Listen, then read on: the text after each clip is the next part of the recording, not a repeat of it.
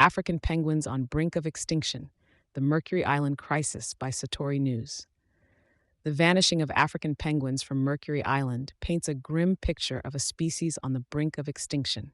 This tiny outpost once buzzed with the lively sounds of penguins and other seabirds, a testament to the delicate balance of its ecosystem.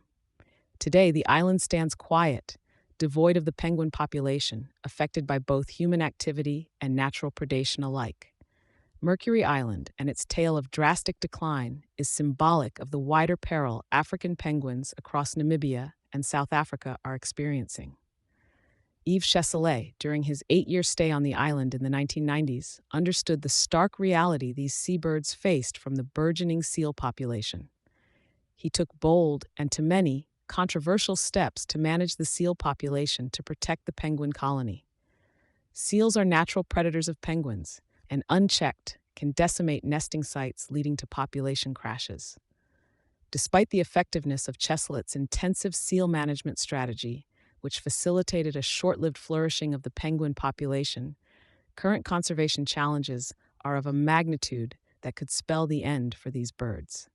The Namibian Ministry of Fisheries and Marine Resources, MFMR, withdrawal of staffing from Mercury Island and other crucial nesting sites just before the onset of the global COVID pandemic has left seabirds once again vulnerable. Compounding the problem, overfishing has depleted sardine and anchovy populations, the primary food source for the seabirds. The decline in these fish stocks has had a cascading effect on predator and prey dynamics, evidenced by the closure of Namibia's sardine fishery and the ongoing moratorium that yet fails to revive fish numbers.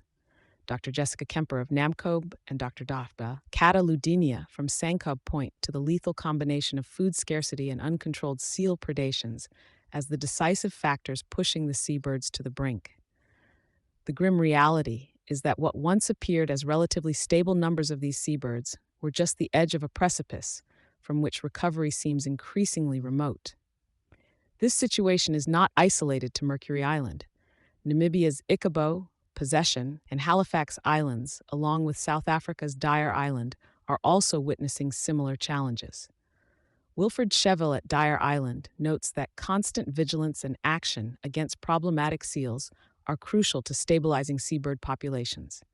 Collaboration across organizations and with government entities is needed to address these formidable natural and human-made challenges systematically. The urgent response recommended by experts includes re-establishing a permanent human presence to deter seals and reigniting rigorous conservation efforts.